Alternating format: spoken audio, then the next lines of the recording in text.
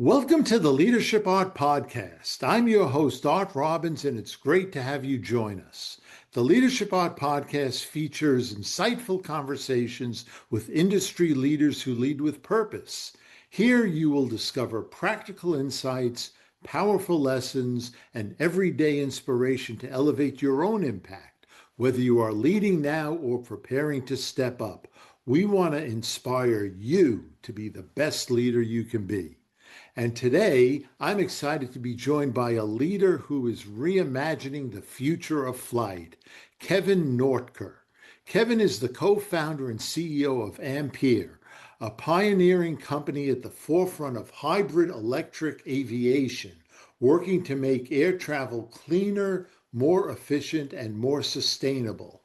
Under Kevin's leadership, Ampaire has become a global innovator in electrified flight, helping push one of the world's oldest industries into a new era. With roots in aerospace engineering from Northrop Grumman to research at the NASA Jet Propulsion Laboratory, Kevin brings a rare combination of deep technical rigor and visionary entrepreneurship. And we're excited to hear from him today. So Kevin, welcome to the Leadership Art Podcast. Hey, Art, it's great to be here. Thanks for having me. Oh, it's my pleasure. And we're ready to take off and hear all about the new developments in air flight. Awesome. I have people across all industries here. Everyone knows about flying. I'm sure we have a lot of business people who are following us, but they may not be familiar with your new brand of flying. So I wonder, maybe as starters, you could tell us a little bit about that. What makes Ampaire so unique? Sure, would be happy to. It actually reminds me of an experience that I had. I was flying not too long ago over the coastline in Hawaii. Beautiful landscape all Oh, I around. love it there. Love it. And looked like a normal regional flight, but then we did something a little unusual. Mid-flight, we shut off the combustion engine, and instantly the cabin went quiet. That familiar rumble of the aircraft engine gave way to the soft, steady whir of electric propulsion. And it was in that moment that I realized this was the inevitable future for aviation. And that's what I really feel like we get to do. Our flavor of aviation, the new stuff, is this inevitable future around electrification, where new technologies are emerging. We've seen it on the ground, right? Electric vehicle tech. And we've seen it fill a really meaningful place, whether that's the emissions reduction or the economic benefits or new business models being able to open up, new communities getting better service, just a really transformative opportunity around all of electrification. And when we founded Ampaire 10 years ago, it wasn't clear exactly what that would look like. And I feel so grateful to be on that journey of bringing electrification to aviation and in a thoughtful, pragmatic, compelling way, which is, just been a delight. That's amazing. Now, just to clarify, when you say you have a hybrid aviation, you're still doing jet fuel at times, and then at times in the flight, you're doing pure electric? That's right. We have, in a hybrid electric engine, we have two pieces. We've got a combustion engine running on jet fuel and an electric motor running on electrons from a lithium ion battery. So marrying these two systems together, we're able to get a lot more fuel efficiency out of the plane. Every day I drive by on the 405 here in Los Angeles, I drive by a billboard that shows a hybrid car and says 663-mile range. Doesn't need to say anything more than that, because we all know that a fully combustion car probably only goes about 300 miles, depending on its fuel tank. And that hybrid doubles the range. So that's the beauty of this thing, is that we take an aircraft engine, we pull it out of the nose of the plane, we put in our hybrid engine, which has some jet fuel, some battery. And by using those two systems really efficiently, we're able to double the range of the plane by having the fuel consumption. And so half the fuel consumption is really good economics, good range, and then enables us to self-charge the planes in flight. So that means flying anywhere you want to go, even if there's not an electric vehicle charging plug at the airport with which you're going to land. So really novel. Nobody's built these types of engines for the commercial industry before, and a pretty immense opportunity. Now, that's amazing. Now, in terms of your virtual background there, that's an actual Ampere plane, correct? Correct. So, That's so, right. so if you take a plane like that and you look at it traditionally, what its range would be if it was pure fuel, and now it's Ampere with hybrid, what would the old range be and what would the new range be? Yeah, so this plane, which is the Cessna Grand Caravan, it's a workhorse in the industry, fills a lot of really meaningful roles across the world, flies about 1,000 miles traditionally. When we put our hybrid system in it, carrying the same load of packages or people, you're flying about 2,000 miles. Okay. And So potentially that's a, across country. oh yeah, Cross yeah, country. cross country with the plane. The longest we've ever flown one of our hybrids so far was 1,400 miles. And we've got plans to demonstrate that was a 12-hour endurance flight for one of the planes. We've got plans to demonstrate the 1,000+ mile range on this aircraft. And you mentioned it seats how many passengers? These planes have room for, usually it's about 10 people. It Okay. depends on the regulations under which you're flying, but usually it's 2 pilots, 9 passengers is what they fill these up with, or the equivalent volume in cargo. A lot of logistics operators for these planes, FedEx, UPS, DHL, those types of groups. Realistic, when you think about the first rollout of this, what do you think the main use cases would be? Would it be commercial? Would it be passenger or combination? Yeah, so this is really exciting. Ampaire was just picked by the FAA, which is the regulatory body over aviation in the United States, recently picked in 2026 for their fast track to commercialization program called the EIPP program. And what they're doing is they're taking technologies like ours that are not yet fully certified, but giving a pathway for our customers, the airlines, to operate them in commercial operations. Now, that's going to look like Mhm. cargo, maybe some medical missions, moving critical goods around is the launch market for it. There's also a interesting government application for similar, moving some cargo or goods around, whether those are Forest Service looking around and looking at forest fire or doing Mhm. survey work, or dual use or defense applications where you're moving people and goods around. These are the earliest and first adopters because they're already flying planes exactly like this, right? We retrofit engines into existing planes. So we're just finding the customers that are already flying those planes and then helping them by re-engineering the planes. Okay.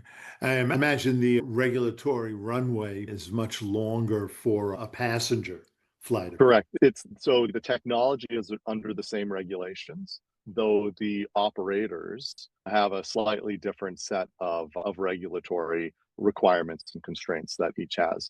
Practically, though, it's like you're managing risk, and with any new technology, it's about finding the highest impact, low risk, fast adoption, and packages are generally more ready to adopt new technology than humans are. Well, so when do you think we could realistically start to see these in use, whether it's commercial or passenger? Yeah, so under this FAA Fast Track program, we're going to start operating as early as later this year, Oh, late that's exciting. 2026, and then scale in 2027. We're looking at getting the full regulatory approval by late 2027 if things go like swimmingly for us. So we're 18 to 24 months off from that full scale commercial adoption. Now it'll start in operations that most people don't see on a day to day, like those cargo operations. But then recently we had Alaska and Hawaiian Airlines invest in the company, and they're planning a deployment of passenger planes. And so, very exciting operational opportunity. So, it might not be too far out, call it 2028 timeframe, that people could buy a ticket and actually fly their local route on one Okay. of Well, these that planes. reminds me of one of the Hawaiian airline island hopper planes that I've That's taken. right. Yeah. The very first deployment we had as a company was in Hawaii. And we deployed with one of the island hoppers out there, and we're flying what they call an essential air service route. Service that's not just a luxury, a lifeline route, providing critical goods or medical personnel of groceries for these communities that are otherwise islanded or isolated from easy ground transportation. So really meaningful, and it's great full circle moment now that Hawaiian Airlines is an investor in the company. Now, when you project out, what's the vision if you define what Ampaire would look like 5 years, 10 years Yeah. from now? So what does success look like for us? It's that 5, 10 years out, people are going to be talking about our engines the same way they talk about the industry incumbents today. Not with any apprehension, but just as a matter of fact, that whenever somebody designs a brand new plane in this industry, in this segment, they currently design it with the incumbent engine as at least one of the options. It's almost guaranteed. And they trust them, their pilots know how to fly them, the maintainers know how to maintain them, spares parts are available, the insurance companies can underwrite the risk, the lessors can underwrite residual values. There are all these extra pieces beyond the technology. So yes, we're certainly going to have trusted and broadly deployed systems. That'll be part of the success. But maybe even more than that is about the way people emotionally feel and the comfort with which they feel, almost taking for granted the safety and reliability and relevance of the system. I think within that 5 to 10 year window, that's the position that we'll earn as a company as the world's first prolifically adopted electrified aviation engine technology.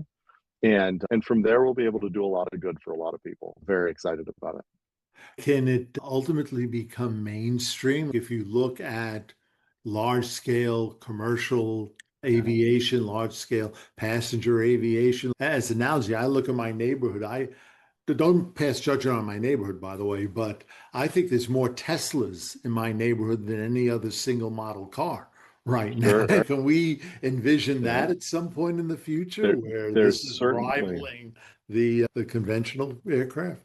there's certainly pent up demand for adopting electrification across a lot of markets. So the reason that British Airways and their parent company IAG, the International Airlines Group, one of the largest fleets of these mainline airplanes in the world, one of the reasons they just invested into Ampaire is because of our roadmap to bring products into that mainline fleet, the bread and butter of global connectivity.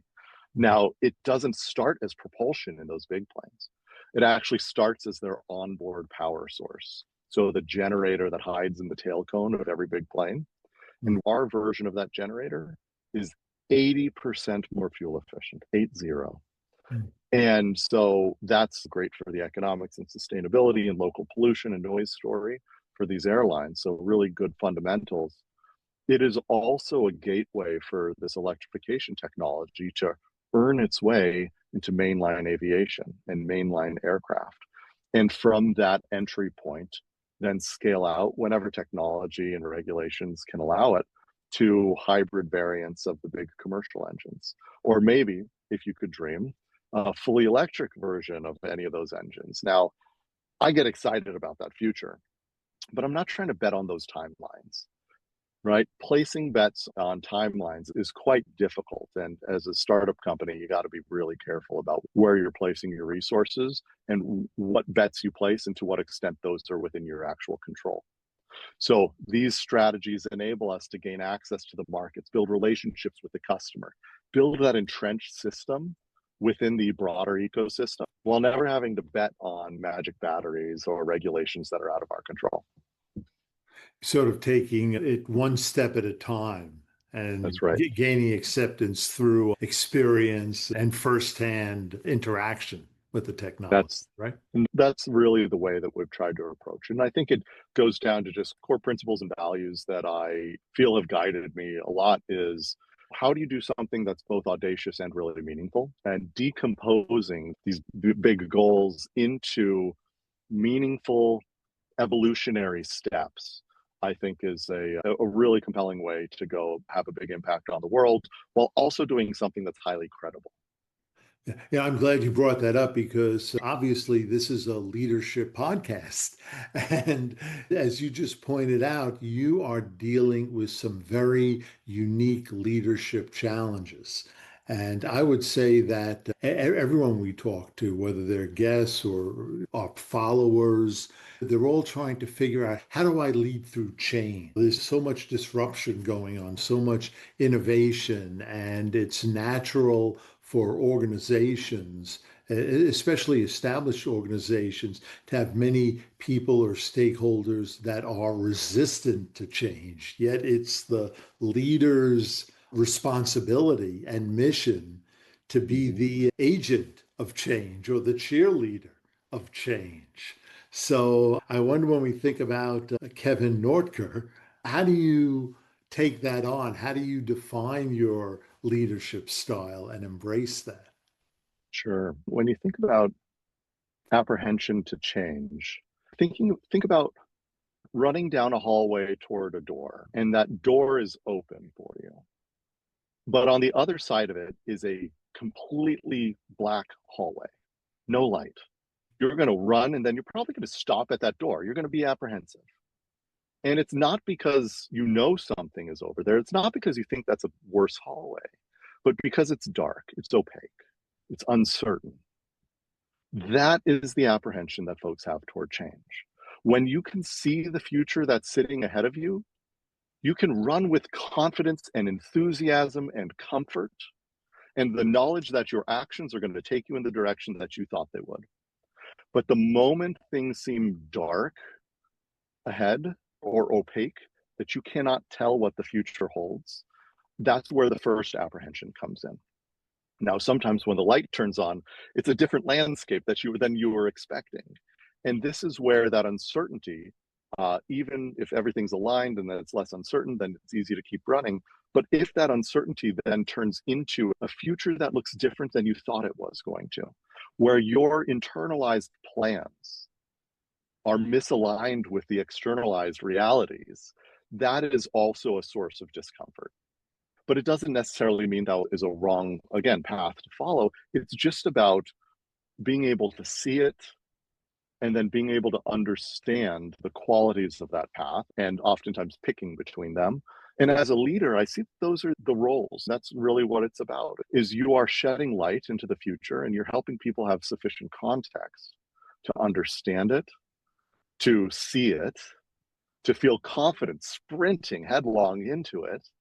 And when it has to change, I think about being an orienteer, not a map maker. So moving through the wilderness of the world, setting direction, building context, and then adjusting direction over time, rather than trying to have every step being correctly on a path.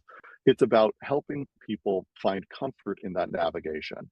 And so that's from a leadership style. Long ago, I realized I was never going to be the smartest one in the room, and that I wasn't going to have all of the answers.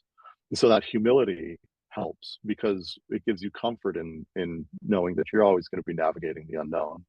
And I really see that as one of the critical factors in leadership in any of these, especially innovative areas where your job by nature is about driving immense change.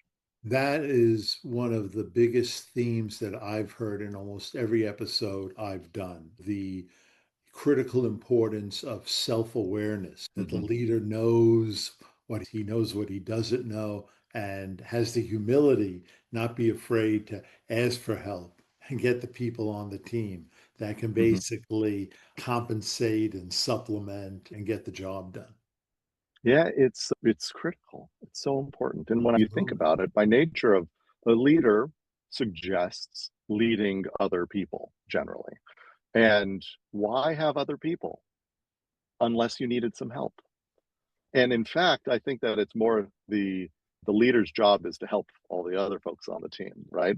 It's about everybody can be their best self if they understand why they're doing what they're doing, what success looks like, what role they have in the context of the broader goals, and then has respect for the other individuals who they're working alongside. It's really a service that the leader is providing to the organization and to the people within it, of providing that context, which, provided context towards something that matters, is highly motivating.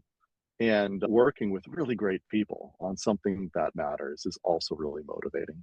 And the humility side of leadership and the service oriented side, it's not ubiquitous. There might be leaders out there who take a different style. But I think many modern organizations find that this is the most effective way to build, motivate, and empower folks to really do great things.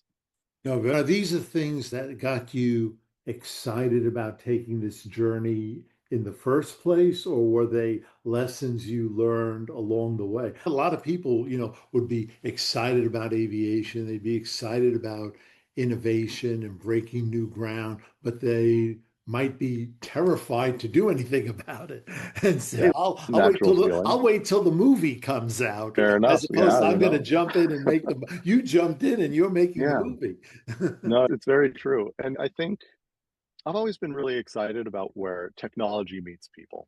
For me, the human side of things, even when I was working on robotics at Caltech and NASA JPL, it was the impact that it would create to society that always really, really motivated me. I've also been like insatiably curious, both on the technology side and on the human side. Love hearing people's stories, understanding what makes them tick.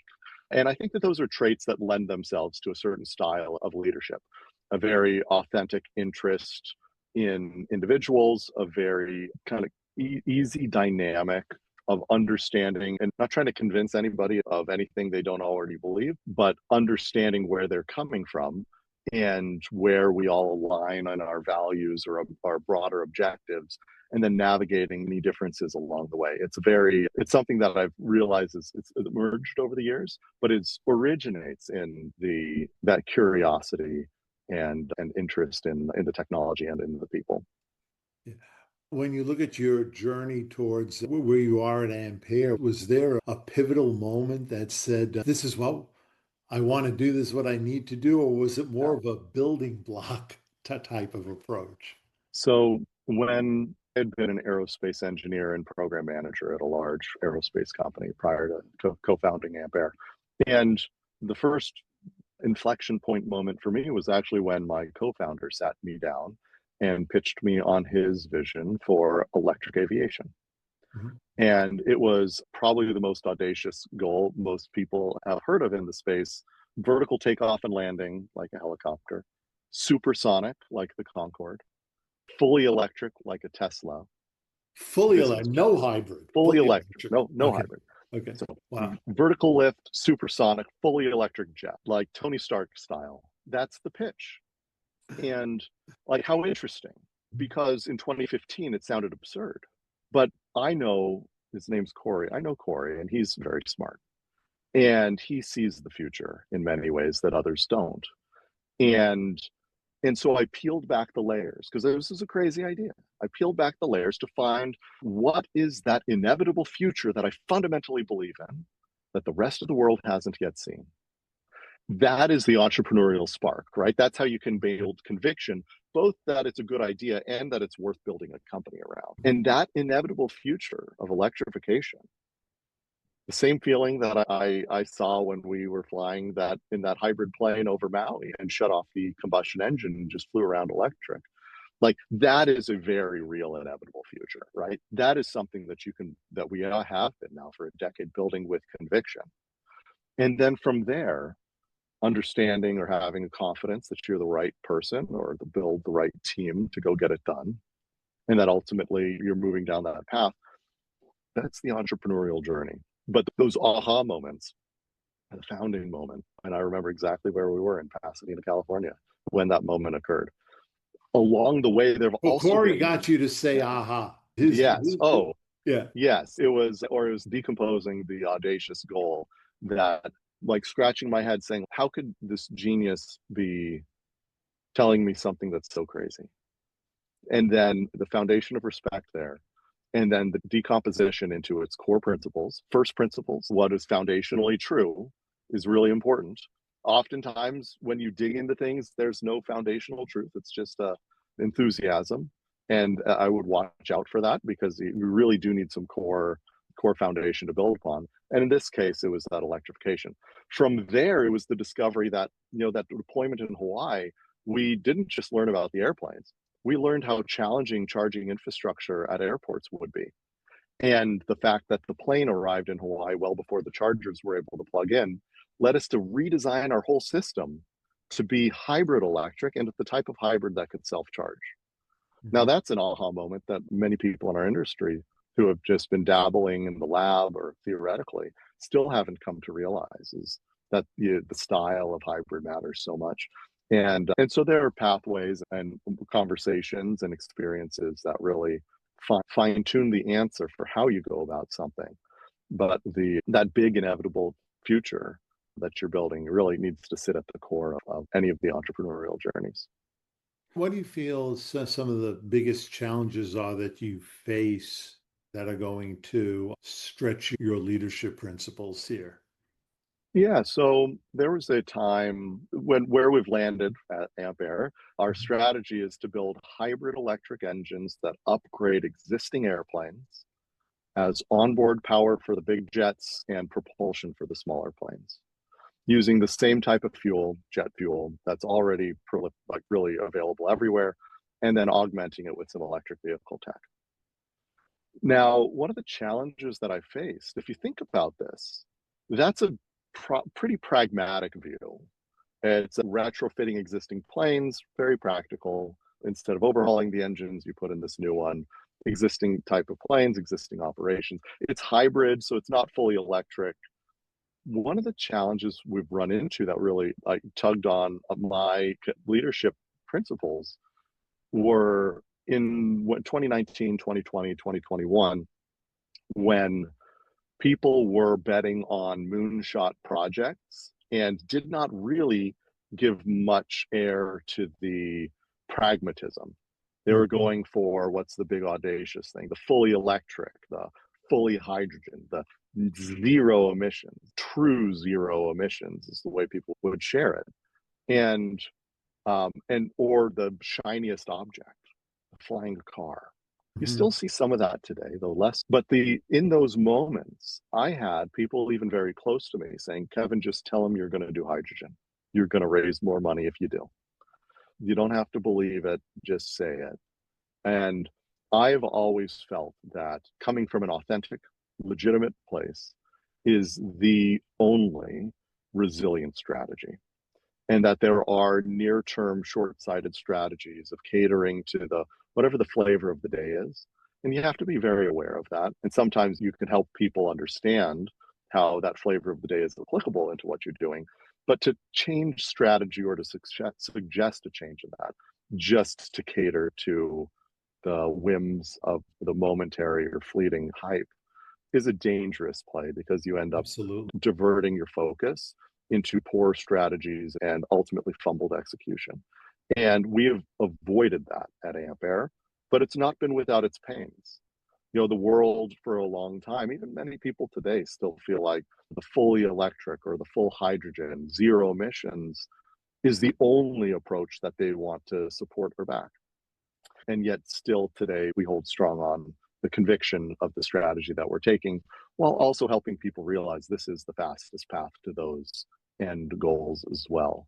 So that's one example of where you have a conflict of what the world is asking of you or expecting of you, or a conflict of what's being rewarded Mhm. to what the core values or principles are, and having to stay very true to those. There's a very profound leadership lesson in there. In fact, I have an upcoming episode where we're talking about this. It's hard to say no when Hmm. you have big investors or even prominent investors that are waving checks and saying, we want you to do business this way. We want you to be bigger, more or audacious, work faster. Like you say, go for the shiny object. And if that's not in line with my strategy or my principles, it's hard to say no. But I think this applies to all industries, that leaders need to recognize that and go after the smart money, the money that's going to work for them, the investors that understand their business model, that appreciate maybe a smaller but more measured, deliberate approach. Hmm. I'm not saying that the shiny coin isn't right for some businesses, but if it's Hmm. not right for your business, you have to have the courage to be able to say, I'm not playing that game. I'm playing my game. I'm going to look for business partners that want to play the same game with Hmm.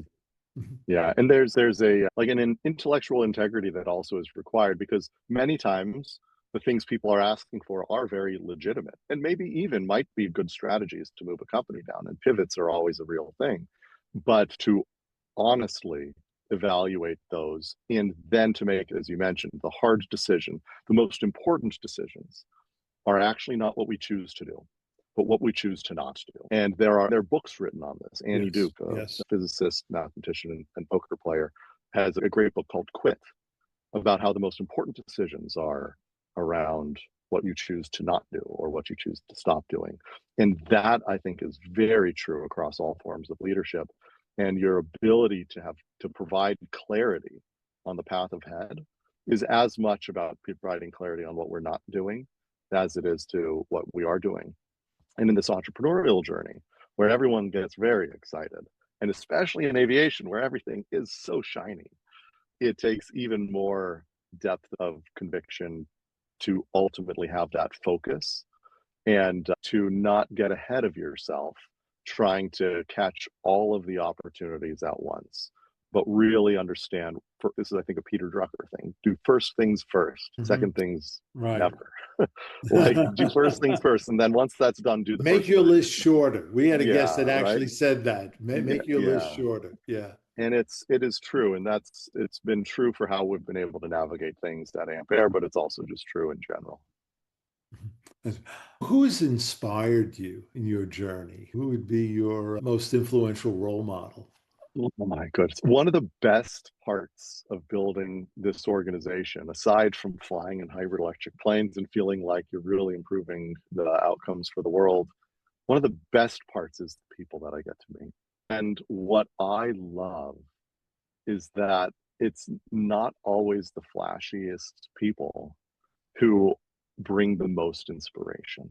I've gotten to meet founders of companies, from pre-seed concept companies to maybe people still doing their undergrad or grad work or postdocs, all the way through folks who have raised $1 billion+ And along the way, what you find are real human beings managing real challenges and getting to interact with folks in their most, when they're being their most authentic self, where they're describing the vulnerable times, the most challenging moments, maybe actually being in those moments with them. That's inspiring to me. Like the story, the success story, meeting the founders of iconic companies or leaders of iconic companies, in our case, call it like FedEx and UPS. This is great. Those are amazing individuals. Like meeting Fred Smith was phenomenal. And he's very much a builder, right? Like he's Sure, built and absolutely. led that company Absolutely. for generations. But it's like seeing people in the trenches and navigating those, that really is inspiring to me, because it's not about the flashiness. It's about, maybe even it's like a trauma bonding of going through the same grueling experience together. And when you talk about like how to lead, how to build resilient, tenacious people, having examples of resilient, tenacious people that you really can connect with is one of the most impactful and positive contexts that you can put yourself in. And so that's really what's inspired me. It's like each of these individuals who I've gotten to know, who have some who have been very successful, many who have had their companies implode around them, and being able to be on that journey with them without judgment, and really with this authentic human perspective around it, is truly inspiring and motivating. Well, Kevin, I have to tell you, you're adding to that cadre of inspiring people. You're inspiring me. And honestly, what you just described is one of the main reasons I wanted to do this podcast. I Because see. in my travels, I met people exactly like that, and they don't Mm-hmm. get attention. They're actually not even seeking attention. They, Correct. they just want to focus on getting their job done. And they're quiet and they're not noisy and they're doing great work and they're having a huge impact in the circle they operate in. Mm-hmm. And their stories need to be told. That's You right. know, Sharing those stories and helping people. The entrepreneurship is a very lonely experience in many ways.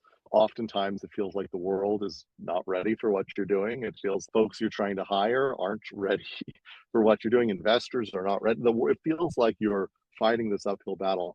And while, especially if you're building a very meaningful company that's first of a kind, while no one has walked your path before, people have walked other paths that you can connect with, that you can feel solidarity with, that you can call when things are like, you can literally call upon some of these people when times are hard, And talk about motivating when you feel like you've got a community of folks that cares about you in a real way and that's there for you.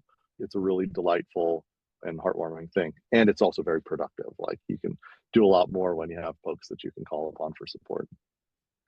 Kevin, we have covered so much ground. I know we're running out of time here. Maybe one concluding thought is I always feel these episodes are successful if we can communicate at least one key takeaway to the audience that they could start to implement immediately to impact and enhance their own leadership style. What would you say you'd like that takeaway to be to the audience today? Yeah, I would say that rather than judging the outcomes of each decision that you make, judge the quality of the core principles that led to that decision. And what this looks like is it's like you have a weighted coin, and your core principles bias that coin toward better outcomes, toward what you're seeking. But it is still a coin, it is still a probabilistic system, and it will still land on tails every once in a while, maybe far more frequently than you'd prefer. Do not judge the fact that your good principled decision landed on tails once or twice, maybe even a few times in a row. Judge the qualities of that coin, the core principles with which you're making your decisions. Interrogate those principles ruthlessly. Make sure that they're really good. Make sure that they are coming from a real place, and make sure that they're the right ones to apply into the outcomes that you hope to achieve. But when those are where you place your judgment, and you're perpetually further biasing that coin to flip in your favor, and then flip it as many times as you possibly can, because that's how you get your in large scale bias the outcomes toward where you're trying to go. So it is about the core principles, not the outcomes, and the speed at which you can exercise that and practice that will lead toward the end goals that you're seeking, and also help you psychologically along the way when it feels like there have been intermediate failures along the way too.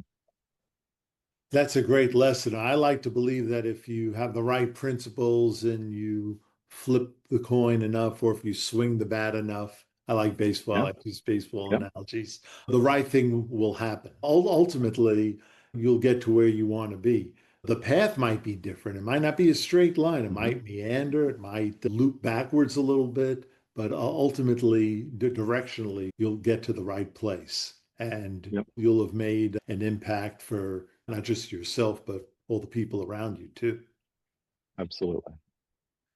Kevin, you're a great guest today. I think you've really inspired a lot of people, and you got us all thinking about the future in many different ways. I can't wait to get on one of your planes and hear a quiet plane. That would be an amazing experience. It is truly one of the most magical experiences I'm so eager to offer to the rest of the world. Again, thank you so much for being a guest today on the Leadership Art Podcast. And also, I want to thank our listeners and followers, as always, for joining us and for your continued support. So, until the next episode of the Leadership Art Podcast, this is your host, Art Robbins. And remember, it's your lead.